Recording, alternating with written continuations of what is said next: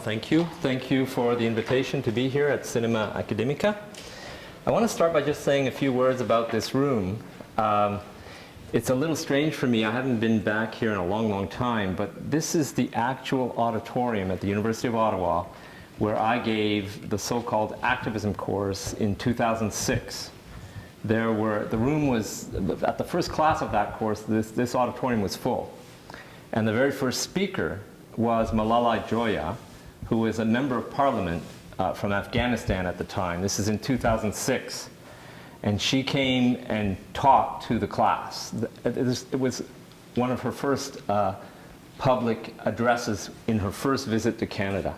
And she described how the Canadian and US intervention in Afghanistan was doing far more harm than good, and that how the situation was worse than it had been even under the Taliban. So that was a very moving talk, and that was the first lecture in this activism course that the students had fought very hard to obtain, to force the administration to allow the course to be created and to be given. And that's a course that I gave one time in 2006. And after that, the university said they would never allow it to be given again. It was very popular with the students, but the administration did not appreciate the course for a number of reasons. But the students loved it and said it was life-changing. That was in this room, so I haven't been back here since that time. It's a very, very strange feeling. I remember what the room was like on that night. I remember people being extremely moved by Malala Joya. I myself was holding back tears as she spoke. It was a really incredible event, and the front row here was media people, and it was talked about in the national media. And the whole year of the course, the whole semester was like that. There was one amazing speaker after the other, and who talked about important things. And it was a very vibrant time, and the students had fought to get the course created, so there was real ownership of the course. That was an incredible period that's recorded in a lot of media articles and a lot of things on the internet. But now it feels like it was ages ago now when you talk about it. The students who are on campus now, when I mention this to them, it's like they don't even know. I could be talking about any other university in North America. They're not aware of these big battles that were held on campus. Anyway, I wanted to say just a few words about that, just as a separate aside. And we can put that away now and talk about cancer.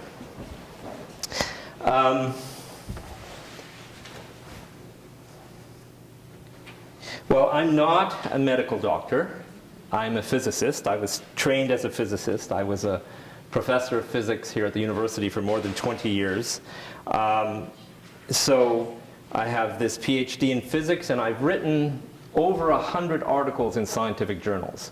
I would call myself an interdisciplinary scientist, because if you look at my articles, they're in many different areas of science, quite a broad range of different areas of science. And so I'm someone who has refused to just become well known in one micro area and develop contacts and colleagues and be recognized by the field in that one area, because I always found that once I got to know everything you could about the area, it became boring. And I needed to move on to something else, and so I would follow my curiosity and move to different topics. And so medicine is something I've been interested in the last several years. And just to give you a bit of my background on the medical research side, I've not published any medical or biomedical articles in scientific journals.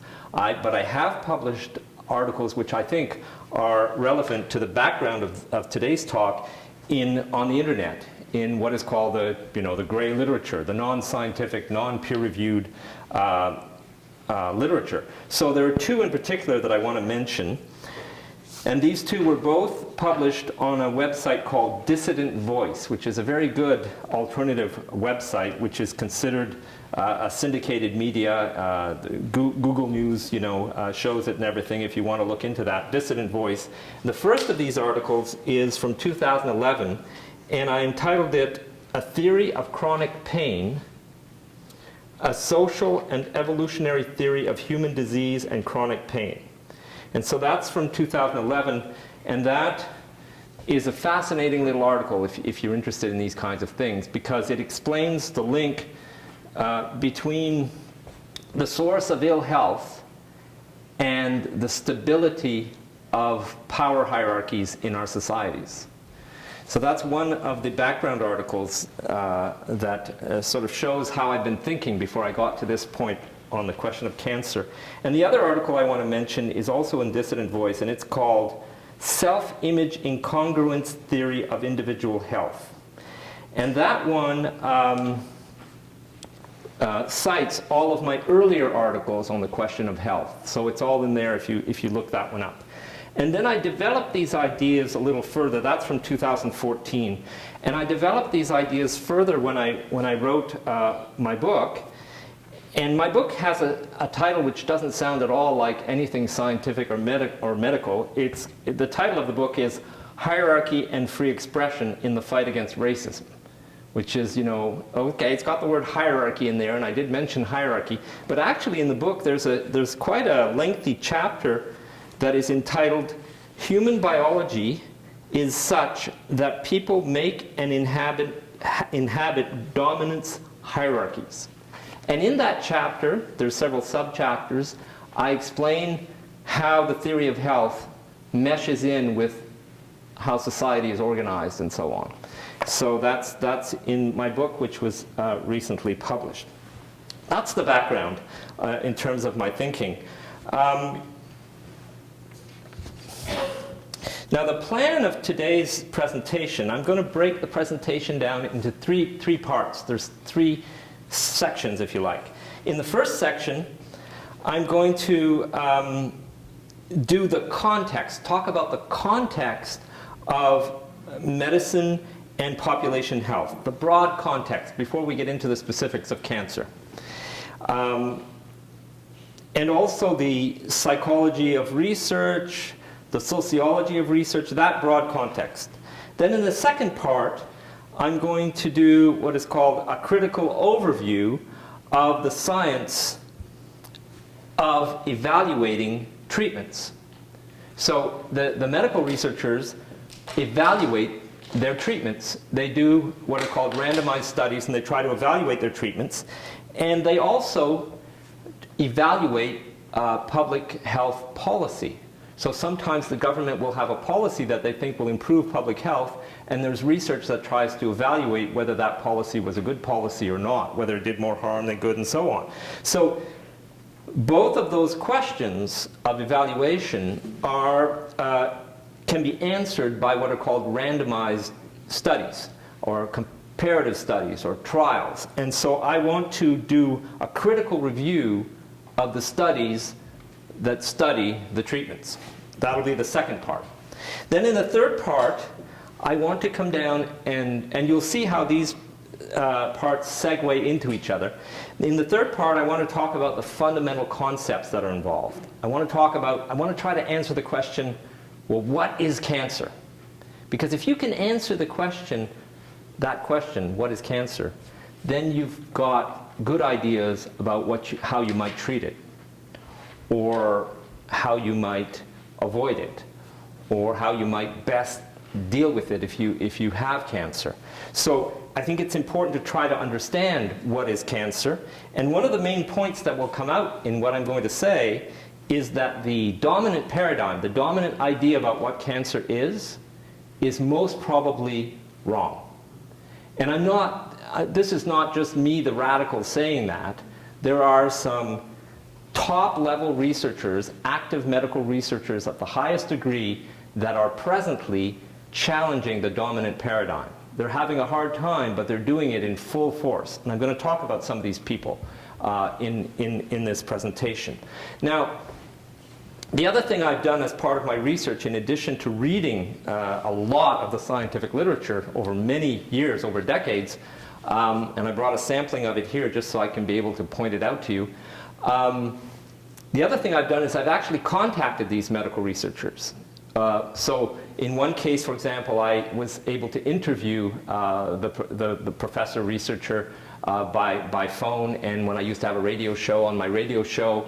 In another case, they were email exchanges and so on. So and I'll be able to tell you about some of these.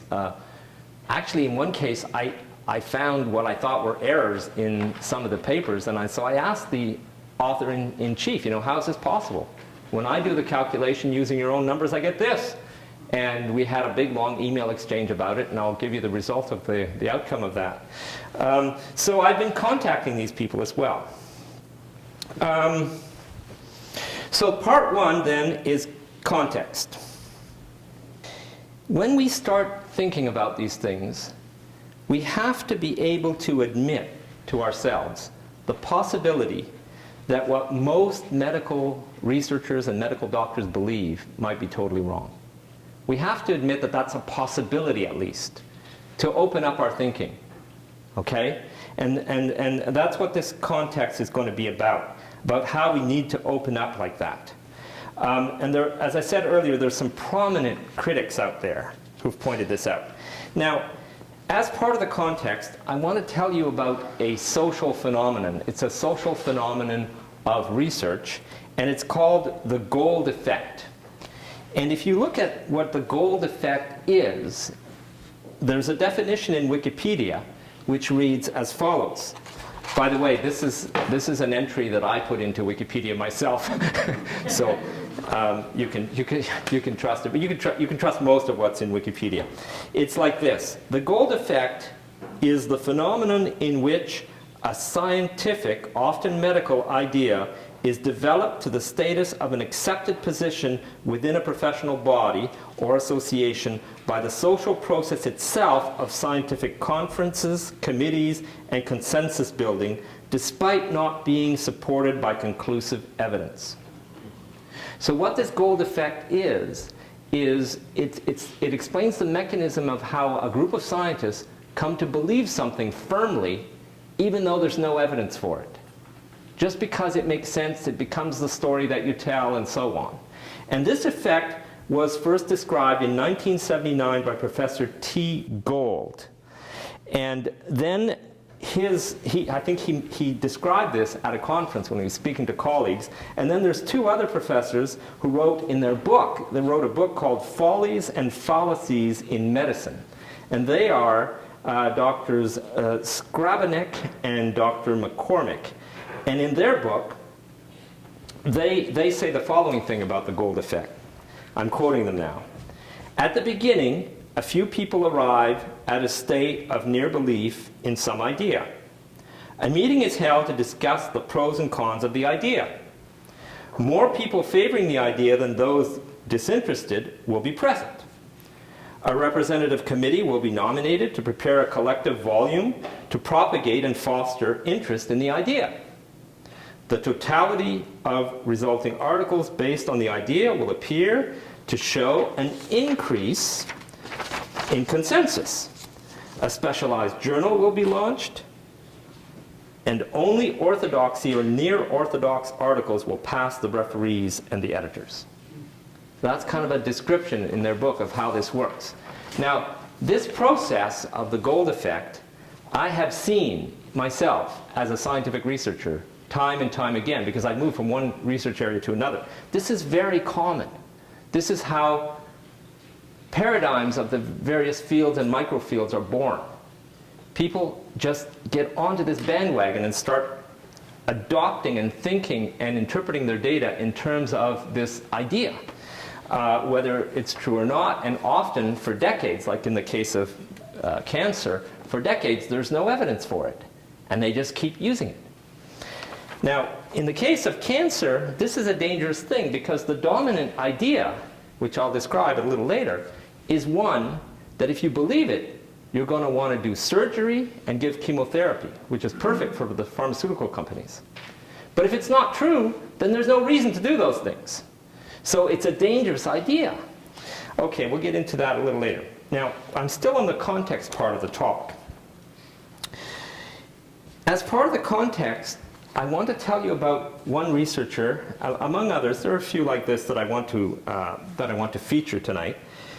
This researcher, Professor John Ioannidis, I hope I'm saying that right. He is a high-level medical researcher, and he was trained as a mathematician as well in his early career. So he understands statistics at a deep level. It's rare to find a medical researcher that actually has a background in mathematics and understands the statistics that you have to use in order to prove whether these treatments are valid or not. Okay? But he's one of these guys. So this guy has been looking at the studies that try to justify various treatments. And after years of work, leading a big research team and so on, he decided to write this paper, which is entitled, "Why Most Published Research Findings Are False." That's the title of his paper. This was written in 2005. Here's a leader, a medical researcher who writes a paper like this. He wants to explain to us, to his colleagues, why most published research findings are false, okay? And then he goes on in his paper using statistical reasoning. In particular, he's using Bayesian inference theory, which I happen to understand because I've written papers using that technique myself in my own research. He uses Bayesian inference theory to show that if you just take the studies as they are and you look at them, you can prove, based on their results and the underlying assumptions that they were used, that in all probability, they have to be wrong. And so he concludes that the reason that they're wrong, he looks at what are the possible mechanisms that could make them wrong, and he finds that the most likely mechanism is researcher bias. You're looking at this noisy data, you're looking at these results, and you consciously or subconsciously select the ones that are going to be in your favor. Because you have to realize that these researchers and their teams, if they find a positive result, it's to their great advantage in terms of their careers, in terms of promotion, in terms of getting tenure, in terms of getting research grants. You want to find positive results. Now, when you have that kind of an interest in finding positive results, this is not me talking. This is our researcher saying these things in this paper. When you have that kind of driving force to find a positive result in noisy data, you're going to tend to find it. Because, for example, you have to decide, well, what was the cause of death in this patient? I've got 12,000 patients in my study, and I have to assign cause of death. So let's look at them all. Did they really die from this, or did they die from something else? It's very difficult to assign cause of death in many cases. But if you have a bias, guess which way it's going to go? You know? Cause of death is one of the reasons for this bias, and so on. There's several mechanisms, there's several key decision points where there's a high potential for bias. So given that all of that is happening, and given that you can prove statistically that in all probability most results are wrong, then this leads us to questioning a lot of medical science. Okay? Of course, when he wrote that paper, there was a couple of scientists who also know Bayesian inference theory who wrote a critique paper of his paper, and it was entitled, "Why Most Published Research Findings Are False, Problems in the Analysis." So they were saying that he had improperly done his analysis, and they wrote a paper in 2007 to say that. And then the author, Ioannidis, got to reply, and he responded. And I was very interested in all this, so I carefully read the first paper, the criticism, and the response. This is my opinion. The first paper, to me, as someone who understands these things, is rigorous. Solid arguments. The second paper is a couple of guys that, to me, look like they're pissed off they didn't do it. Or, you know, they're saying, well, he's overstating things. You can't, it's not a proof, and this kind of stuff. So they're making what I call ranting 5-year-old baby arguments. And then the author responds, and he responds point by point. And I'll just read you two of the points, because one that I found very amusing. There's one where he really jabs it into them. where he says this. He says, the claim by two leading Bayesian methodologists, Bayesian inference theory experts, that a Bayesian approach is somewhat circular and questionable contradicts one of their own writings. And then he quotes them. And this is the quote, one misconception of many about Bayesian analysis is that prior distributions introduce assumptions that are more questionable than assumptions made by frequentist methods. And then he quotes their article. So he's pointing out that they're being dishonest even in their criticism. And then he concludes his response by saying, and this is his thinking, this is his approach. You can see what the man is like by reading his papers. He says, confidence in the research enterprise is probably undermined primarily when we claim that discoveries are more certain than they really are. And then the public, scientists, and patients suffer the painful refutations. So that's one of the big critics. He then went on, his most recent article in 2015, this Professor John Ioannidis, went on to write another article which I found fascinating. This is a big guy, head of a big research group. He works in a hospital in Europe and in the States. He's not just this critic that managed this is published in the top journals, okay? And this latest paper that he wrote is entitled, Is It Possible to Recognize a Major Scientific Discovery? This is a very fun article for someone like me to read, because what he points out here is that, and this was given at a conference where there were all the latest discoveries were being presented, and he was one of the organizers, I think, of the conference, and he got to write this review paper, this overview paper. And so he's basically pointing out that we're doing all this incredible science, and we're using all this sophisticated technology, we're doing all these measurements, we use all this language, but in the end, what are we really learning? And is any of it useful? Do we ever save lives? Do we ever improve people's lives? This is what he's saying in this paper. It's incredible.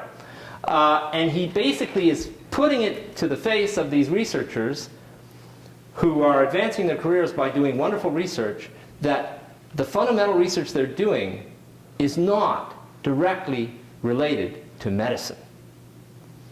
And it does not, and that medicine does not depend on this fundamental research. Now, I find this fascinating. I wrote an article some years ago where I said the same thing about physics and technology, where I argued in an article that technology, it's a myth to say that technology is advanced by fundamental advances in physics. It's a complete myth. And I argued in detail how it was that we had this myth and what the myth was used for. Well, he's making the same argument for medicine. So I was very, very amused. It really hit my funny bone. But this shows that there are some very critical people who are thinking broadly and who are saying, guys, come on. Stop being dishonest. Wake up. Let's be straight here. So I'm still in the context part. The other point about context is we have to ask ourselves if medicine is helping people right now. There's a lot of research that suggests that it's not. Now, I'm not saying that if you have a car accident, they're not going to save your life. I'm saying that regarding the big killers, the things that kill most people, which is cancer and heart disease, medical science is not able to do very much. Okay? Not very much at all. So let's ask the question and see what some of these experts have to say. So here are some key papers that I found that relate to this question. Here's one from 1998, and the title of this paper is Impact of Hospital Volume on Operative Mortality for Major Cancer Surgery. See, what this article is about is the researchers looked at when patients die from the surgery. And they found that in hospitals that have small volume, not a lot of patients going through, patients die much more frequently for the same conditions as in hospitals that are bigger hospitals that have more throughput of patients. And so in other words, when the medical doctors are used to doing these operations and have learned by experience one operation and by error and trial and error how not to kill people, then you have a better chance of surviving than if you go to some place where the medical doctor, the surgeon, maybe hasn't done this many surgeries and may not be as good. And there's a huge difference in your survival rate depending on that. Well, now that should alert you to a problem, which is that just because someone's called a surgeon and has all the so-called scientific knowledge and medical knowledge, it doesn't mean they know what they're doing. So this already back in 1998 should alert us to a problem, okay? But it didn't, really. It took until the year 2000 for the real wake-up bells to be sounded. Something dramatic happened in the year 2000. And what happened was the Institute of Medicine put out a report. And it was published, it was published in the National Academy Press. So big report. And the report was entitled, "To Err is Human." Okay? And what they did was they documented medical errors in North America, in the United States. And what they found was that medical errors were killing massive amounts of people every year. Just medical errors. Now this was a shock throughout the medical establishment. And immediately people said, oh my God, we've got to do something about this. And one of the first people to write about this report was Dr. Barbara Starfield, who passed away a couple years ago. Barbara is a wonderful medical researcher who's really dedicated to public health and so on. I interviewed her personally 2 times on my radio show back then, and we talked about these results. And I was very interested in this at the time. But she wrote this little paper right after the 1999 report was published. And so this was published in 2000 in a high-level journal. And she basically asked the question, this is the title of her paper, "Is U.S. health really the best in the world?" Question mark. It's a rhetorical question, obviously. The U.S., I mean, she goes on to argue that the U.S. system is one of the worst in the industrialized countries, okay, in terms of everything. But as part of this article, she also talks about this recent report. And she adds her own numbers. What I mean by that is she points out what the numbers are in the report, but then she says, but the report left something out. The report only talked about errors. But in fact, you can calculate how many people are killed by medicine when it's not an error. In other words, the recommended treatment is prescribed correctly and it kills you. Okay? And she estimated the number of those deaths very, very conservatively at 225,000 deaths per year. The number from errors, the non-error number is about 100,000 per year in the US. So the total, when you add the errors that are recognized, which is an underestimate because often errors are not reported, and the number that are killed when it's not an error, she got the very conservative number of 225,000 deaths per year.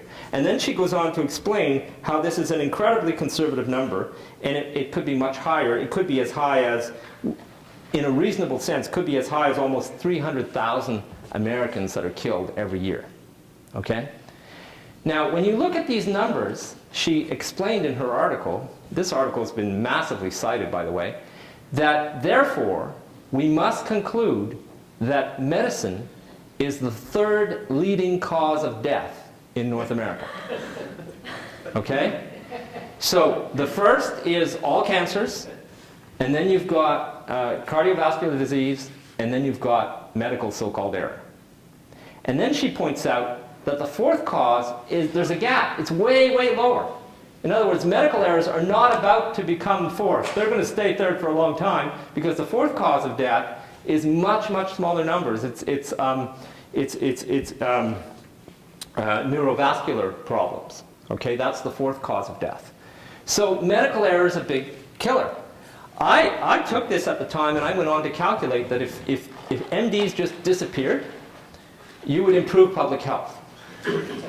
Okay, this does not count the number of times that people are harmed and not killed by medicine. Those numbers are massive, right? So, given this crisis, you have to think, is it possible that regarding cancer theory that we're getting it all wrong? You've got to at least admit the possibility, okay? I'm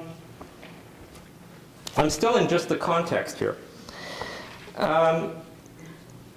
Then this happened in 2000, 1999, 2000. So from that point on, the establishment decided we have to do something about this. So they generated a whole bunch of other researchers who went into the specialty of so-called patient safety. And they became experts in trying to improve patient safety and studying patient safety and how to improve it. And so new journals were created, such as the Journal of Patient Safety, and so on. So now you have these people studying this stuff, never really doing anything about it, but studying it, okay? And as part of the study, I took one that just came out, one of these papers just came out in this journal in 2015, and the title of this paper is called Perceptions of Medical Errors in Cancer Care, an analysis of how the news media describe sentinel events. So they're basically, in this article, the authors are complaining that when the news media report medical errors, they're not fair. Okay? They're not fair, like they're not kind to the medical people that they're criticizing. But let me give you some examples of some of the media titles, okay? The very first, and there's a whole bunch of medical errors that are reported in here because the authors went and got all the media articles that reported these errors. So here's just a few titles. Montclair surgeon hit with lawsuit allegedly left gauze in cancer patient. You left gauze in the patient? Okay. Surgeon faces discipline for removing wrong breast. Okay, we're talking about breast cancer. They take off the wrong breast. This is not a one-time thing. There's, just on this page, there's 4 or 5 removing the wrong breast. Okay? Hospital kept breast cancer surgery blunders secret for more than 9 years. Medical errors killing thousands in Canada, Toronto Star, 2002. Tears of the wife who lost a breast by mistake. Mother sues a hospital over its cancer test blunders. Surgeon laughed as he told me my breast had been removed in error, mother tells of ordeal after mistaken cancer alert. These are different media stories. I could go on like this. So as you read the titles, you realize that they're taking out the wrong kidney. There's lots of examples here where they're taking out the wrong kidney. But it gets worse. There's 2 examples in this list alone where they took out the wrong lung and the person died. They took out, can you imagine? You're the surgeon and you don't check and double check before you take out the man's lung and you don't notice that that's the good one and you leave the bad one behind. You take out the wrong lung and then the person dies within, not a long time. So this is what these things are like. Here's one from Canada. The Canadian Press class action suit seeks $30 million for radiation errors. Globe and Mail Canada, 2008. 20 people a year incorrectly given chemotherapy. This is the Financial Post, Canada, 2009, and so on. So there's dozens and dozens and dozens and dozens of media reports. Now the media reports are just what the media find out. Think of all the patients that never find out. I have friends who are MDs and they tell me stories. And there's all kinds of errors that the family and patients never find out about.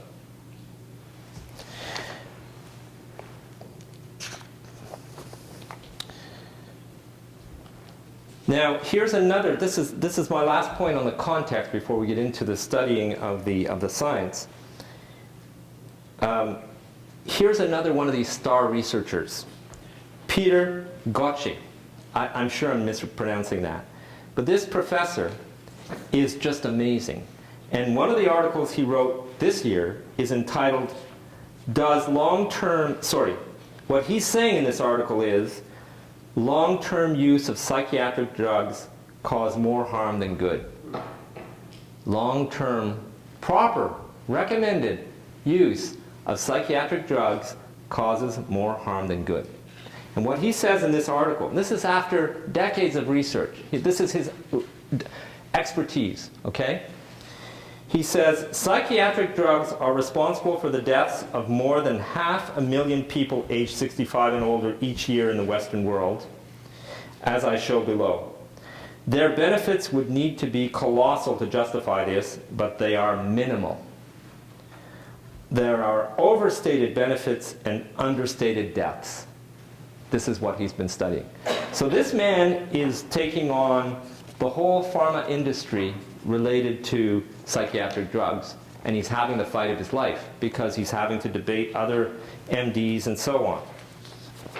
So there's also one other person that I want to mention because you might want to look up some of his videos on YouTube, Dr. Peter Breggin, B-R-E-G-G-I-N. He is a psychiatrist who talks about the history of psychiatry and some of the horrible things that psychiatry has done. It's a wonderful stuff to look at.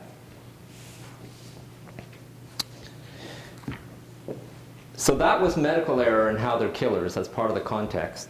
Now I want to, my last point about the context is something else that will relate to the fundamental stuff that I'll talk about at the end. I want to talk about something that medical doctors tend to ignore, which is probably maybe the most important thing of all.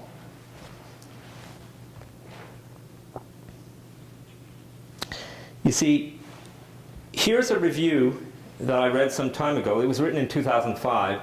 It's a review article about a lot of scientific research, and the review is written by Robert Sapolsky. Robert Sapolsky is a brilliant scientist specialized in the biochemistry of stress in relation to effects of stress, mechanisms of stress in your body and so on and what happens.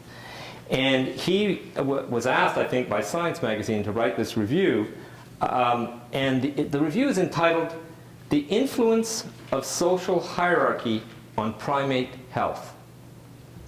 And what he reviews in here is a massive area of research that shows that among primates, which includes humans, monkeys and humans and all kinds of monkeys, and also other mammals, every mammal that forms societies, there will be hierarchies, and those hierarchies are enforced by force, and as a result, there is stress because the people lower in the hierarchies are subjected to intimidation and force. And the stress from that intimidation within the hierarchy reduces the viability of those individuals within the society. Okay? And this is a major, what these people argue in this area of research is that this is probably the single most important determinant of public health in any society. So basically, where you are in the hierarchy, whether you're feeling lowly and living on the street or working in a difficult job with an aggressive boss versus a professional worker versus a manager versus, really at the top of the hierarchy, that will be, statistically speaking, the greatest determinant of your health, of your individual health. Whether or not you'll be sick more often, whether or not how long you'll live, all of this, the greatest determinant is this stress from hierarchy and the position within your hierarchy. And in this review article, they explain the biochemical mechanism of that. They explain how stress releases chemicals in your body that affect, among other things, your immune system. And if your immune system is weakened, you're not going to be able to combat infection and all kinds of diseases as effectively. For example, cancer, one of the ways to control cancer in an individual is for the immune system to kill the cancerous cells. Well, if your immune system is weakened, you're going to be more susceptible to developing a lethal cancer. And so, that's a simplified view. There's more to it on the cancer side. So that's a very important paper, which inspired me to write and to think more and to see how it connects. And that's when I wrote A Theory of Chronic Pain that I told you about at the beginning. Okay, this same researcher, his main research, as I said, is about stress. And in 2015, this year, he wrote an incredibly important article that is also a review article and that I highly recommend. It's just 3 or 4 pages long. And it's called Stress and the Brain: Individual Variability and the Inverted U. And U is the letter U, not UU. So I want to read some of the elements of just a few things from this paper because it's so important. You see, what he's saying in this paper is stress is, I mean, you could simplify and say stress is almost everything when it comes to health. And if what he's saying here is true, then what the heck are the medical doctors doing?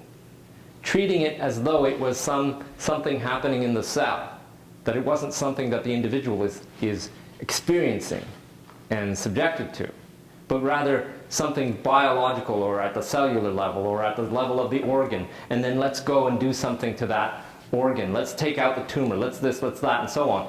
So that's why this is important. This is part of the context. So let me just read a few of the sentences here because it's just so cool.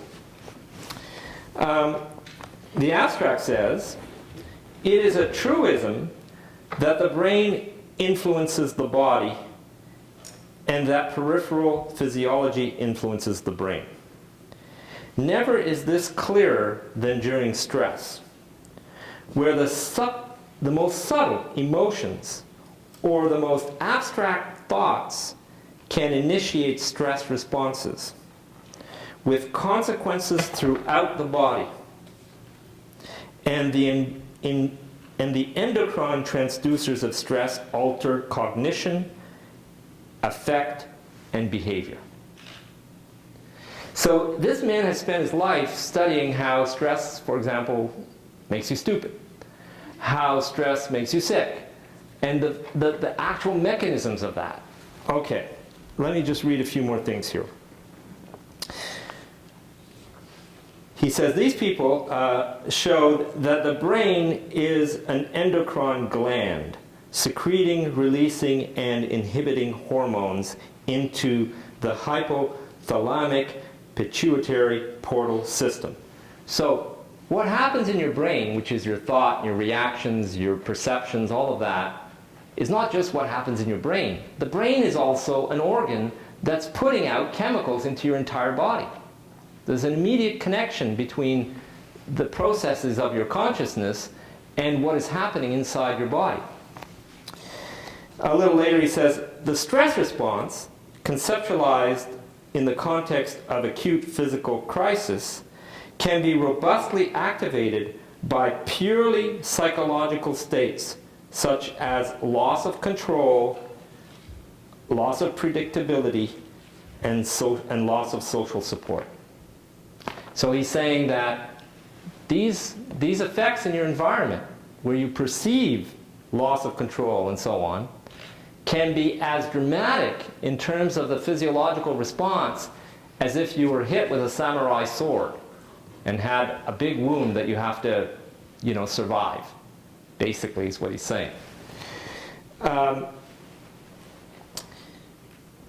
So he's saying these ideas make stress biology a branch of medicine. There's no more getting around it.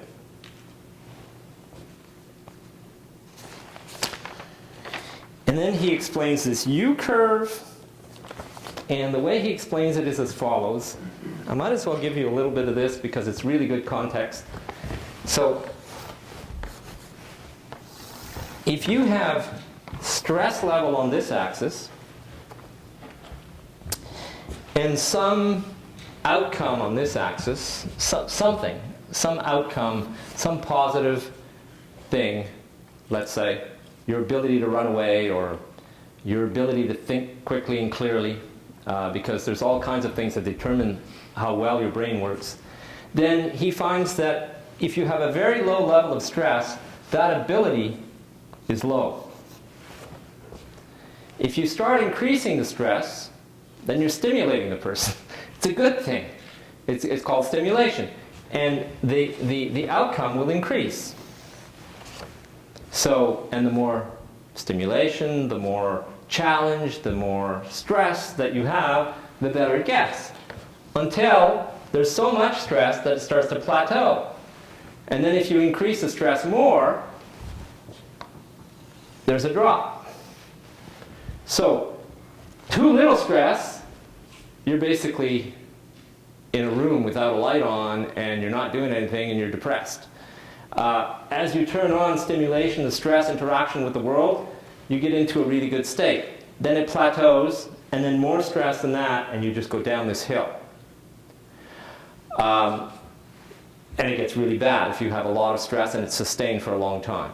That's the inverted U curve that he's talking about. This is a huge discovery in stress research. You see, researchers had to figure this out because they were always trying to relate stress to an outcome, and they were always thinking linearly, and it never worked. There were all kinds of difficulties, but once they wrapped their head around this concept, they were able to make sense of a lot of things. So he talks about this U curve. So I wanted to introduce this notion of stress and the effect that it has, because I'm going to use it later. He also wrote a nice little paper, his most cited paper, I'm talking about Sapolsky here, explains what stress is physiologically. You know, for example, he writes for paragraphs and paragraphs about what happens when a herbivore is attacked by a carnivore and has, you know, there's a near-miss experience and you get swiped by the lions and you get wounded and you run away and the lion keeps running after you and everything. So he goes on step by step, second by second, minute by minute, all the different things that are happening in the body of the animal that relate to stress. It's very fascinating. But what we have to realize when we read something like this, and the researchers themselves will tell you, when you read an article like this, you have the impression that the scientists know a lot and that they now understand how stress works. But these are just the pathways and the molecules that have been identified so far. This is a small tip of everything that's happening. You know, a single cell is incredibly complex. An organ is orders of magnitude more complex, and a living person in a jungle running away from a lion is way more complex. So there's a lot more than what the most detailed science is able to tell you at the moment going on. So this is just a guide. It's an indication of some of the things that are happening. Okay, so in conclusion of this section, stress is very important. Medicine has to be questioned because it's causing a lot of deaths and damage, and there's a lot of critics that are pointing this out. And so that's the context in which we're going to study what is known about cancer.